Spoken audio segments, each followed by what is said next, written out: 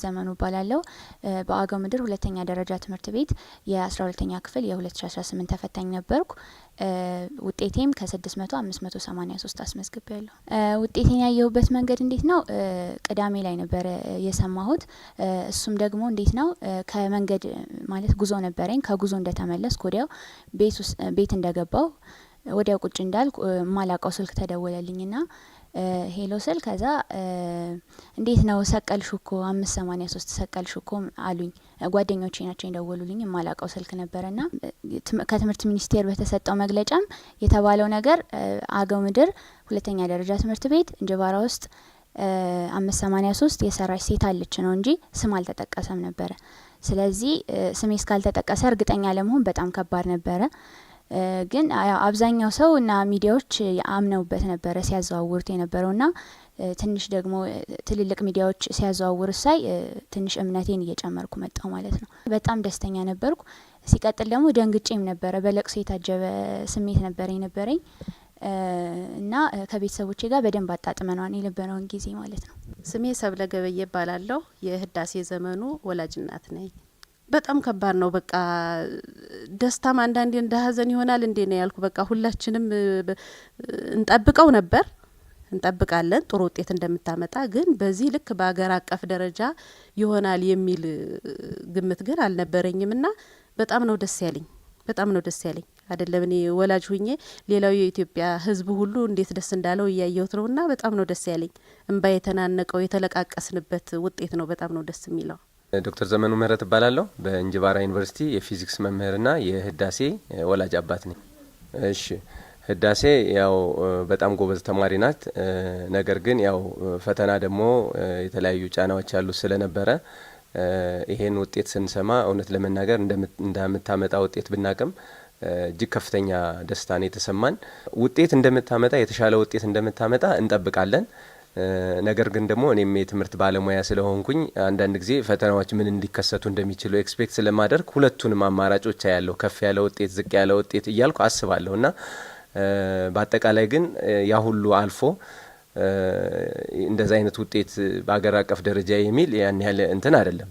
ከፍተኛ ውጤት እንደምታመጣ ግልጽ ነበረ። ግን ደግሞ ይሄን ያክል ይሆናል ወይ ብሎ ቀድሞ መገመት ግን አልቻልኩም ነበረ። ይሄ ሲመጣ ነው። ለዛ ነው በጣም ደስ ያለኝ። የነበረውን ሁኔታ በግልጽ ከምችለው በጣም በላይ በእንባ የታጀበ ሴሌብሬሽን ነበር ያደረግነው። እጅግ ደስተኞች ነበርን በውጤቱ። ለስኬቴ ምስጢሩ ነው ብዬ የማስበው ነገር አንደኛ በአመት ውስጥ ላደርጋቸው ያሰብኳቸውን ነገሮች ወደ ወራት፣ ወደ ሳምንታት፣ ወደ ቀናት እየከፋፈልኩ በማስቀመጥና ያለኝን ጊዜ ደግሞ ከቨር ማድረግ ካለብኝ ነገር ጋር በማጣጣም እና በየቀኑ ምን ያክል ባነብ ነው ለዛ ስኬት የሚያደርሰኝ የሚለውን ወደ ትንንሽ ስራዎች በመከፋፈል ስለምሰራ ነው ብዬ አስባለሁ። ከዛ ሁለተኛ ደግሞ ከቤተሰቦች የሚሰጠኝ ድጋፍ ከትምህርት ቤቱ ማህበረሰብ የሚሰጠኝ ድጋፍ በጣም ከፍተኛ ነበረ። ከእንጅባራ ዩኒቨርሲቲ በተደጋጋሚ የተለያዩ ኮርሶችን ይሰጠናል። በተግባር የተማርናቸውን ነገሮች በተግባር እንድናይ የበለጠ ድጋፍ ያደርግልናል። እነዛ በስቴም ፕሮግራም በተደጋጋሚ ትምህርቶችን ወስጃለሁ። እነዛም የተሻለ ደረጃ ላይ እንድደርስ አግዘውኛል ብዬ አስባለሁ። ህዳሴ የመጀመሪያ ልጃችን ነች አሉ ሌሎችም ታናናሾቿ። በልጅነቷ በጣም ጠንቃቃ፣ ትሁት፣ በቃ በጣም ቁጥብ ነች። ሰው ቤት ይብን ገብታ እንኳን ጫማ ውልቃ ነው እንጂ እስከ ጫማዋ ሁሉ ማትገባ በጣም ጥንቁቅ ልጅ ነው የነበረች በልጅነቷ። ጥረቷ በጣም ደስ ይል ነበረ። ልክ የየለት ትምህርቷን የውሎዋን ታወራናለች። ያን በጥንቃቄ የቤት ስራዋን ሰርታ ነገ የምታነበውን ልክ ቅድም እንዳለችው በቅዷ በዛ መሰረት ነው በደንብ የምትጠቀመው። በጣም ጎበዝ ተማሪ ናች። ህዳሴ ከኬጂ ጀምሮ በጣም ጎበዝ ተማሪ ነው የነበረችው። የሚገርመው ገና ከኬጂ ጀምሮ ተሸላሚ ነው የነበረችው። በነበረው የትምህርት ቤት ህይወቷ ማበረታቻዎችን መውሰድ የጀመረችው ከኬጂ ጀምሮ ነው። ከዛ በኋላ በባሆንክ አንደኛ ደረጃ ትምህርት ቤቱም ስትገባ እስከ 8ኛ ክፍል ድረስ በከፍተኛ ውጤት ትምህርት ቤቱን እየመራች ነው የመጣችው። ከዛ ቀጥሎ 8ኛ ክፍልም ስትማር ከፍተኛ ውጤት አምጥታ ተሸላሚ ነበረች በዞኑ። ከዛም ሀይ ስኩል ስትገባም በተመሳሳይ ኦል ሴክሽን እየመራች እና ያጠናቀቀች በአጠቃላይ በጣም ጠንቃቃ በጣም ጎበዝ ልጅ ነው የነበረችው ህዳሴ። በመጀመሪያ የዛሬ 2 አመት አካባቢ 10ኛ ክፍል ክረምት ላይ ነበረና የዛ አመት የትምህርት ውጤት በተለቀቀበት ጊዜ ከፍተኛ ውጤት ተሰርቶ ነበረ እኛ ትምህርት ቤት እና ያን ካየው በኋላ በደንብ ሞራል ሆነኝ። በዛ ላይ ደግሞ ሴት ነበረች አና ፍቃዱ ትባላለች እና 548 ነበር የሰራችው። ያን ካየው በኋላ ሞራል ሆነኝ በደንብ ማለት ነው። ስለዚህ ያን ካየው በኋላ 570 ብዬ ጽፌ እስካሁን ድረስ ትራሴ ላይ ያለ ካልጋይ ትራሴ ያስቀመጥኩት ነበረ። ግን ደግሞ ያን ካስቀመጥኩ በኋላ ልክ እሱን እንደ አላማ እንጂ በየቀኑ እሱን እያሰብኩ ግን መጨነቅ አልፈለኩም። የቻልኩትን ማክሲመም የሆነን የኔን ችሎታ ለማሳረፍ ነው የነበረኝ በየቀኑ የማደርጋቸው ነገሮች ማለት ነው። እና ውጤቱም 570 ብዬ ነው የጻፍኩት። እውነት ለመናገር 583 እንደዛ ከፍተኛ አልጠበቅኩም ነበር። ግን ጥሩ ነገር እንደሚሆን ተስፋ አረግ ነበር። ቢያንስ 500 ቤት ምናምን እጠብቅ ነበር። ጎን ለጎን የቤት ውስጥ ስራዎችንም በደንብ እንድትለምድ ግን ትምህርቷ ላይ ጫና በማይፈጠር መልኩ ማንበብ ባለባት ሰዓት ምንም ጫና ሳይፈጠር ንባቧን እንድታነብ ፍሪ በሆነች ሰዓት ደግሞ የቤት ውስጥ ስራዋን ደግሞ እንድትለማመድ እንደ ሴትነቷ ለወደፊት ህይወቷም የሚያገዛት ስለሆነ በዛ መልኩ ነው እያገዝናት የቆየ ነው።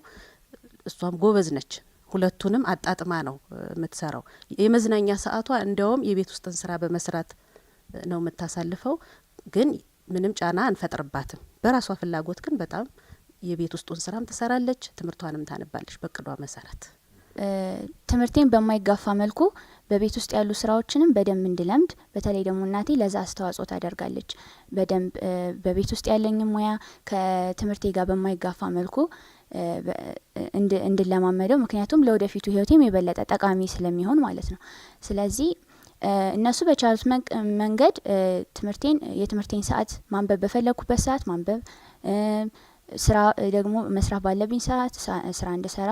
ስለዚህ ምንም አይነት ጫና አልነበረውም። በደስተኝነት ነበረ እነዛን ስራዎችን ማከናወነው ማለት ነው። እኛ በጣም ድጋፍ እናደርጋለን። እሷም ጠንካራ ነች። የእኛ ድጋፍ ሲደመር የእሷ ጥንካሬ ተጨምሮበት ለከፍተኛ ውጤት አብቅቷታል። በዋናነት እኔ ማድረግ የምፈልገው ምቹ ሁኔታ መፍጠር ነው። እውነት ለመናገር እኔ አሁን ፊዚክስ መምህር ነኝ። ፊዚክስ ጋር አስጠንቻት አይደለም ያ የሆነው፣ ግን ምንድነው የምናደርገው ምቹ ሁኔታ እና በምን መንገድ ማንበብ እንደሚገባት እንወያያለን። መንገድ ነው የምናሳያት። እኔ ጋር እንኳ ፊዚክስ ስናወራ ትንሽ ነገር ነው የምናወራው። ከዛ በኋላ እሷ ነች ሂንት ነው የምናወራው።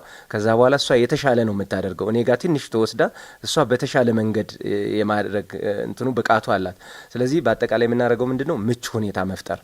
ቤት ውስጥ በመማር ማስተማር ሂደት ውሏን መደበኛ የተለየ ስብሰባ ጊዜ ኖሮን ሳይሆን ምሳ ስንበላ ሻይ ስንጠጣ እናወራለን። ውሏን በየቀኑ እንገመግማለን ማለት ነውና በጣም ጥሩ ነው የነበረው። ጫናዎቿን በግልጽ እንድትነግረን እናደርጋለን። ቅድም እንዳልሽው የተለያየ ጫና እንዳይኖር በግልጽ እናወራለን። ያንን በግልጽ አውርተን ችግሩ እንዲፈታ እናደርጋለን። ስለዚህ እውነት ለመናገር የኛ ድጋፍ ሲደመር የእሷ ጥረት ተአክሎበት የጥረታችን ያክል ተሳክቶልናል ብለን እናስባለን። የወደፊት ህልሜ በሶፍትዌር ኢንጂነሪንግ እና ኮምፒውተር ሳይንስ እንዲሁም ሌሎች ሪሌትድ የሆኑ ፊልዶችን ነው መማር የምፈልገው።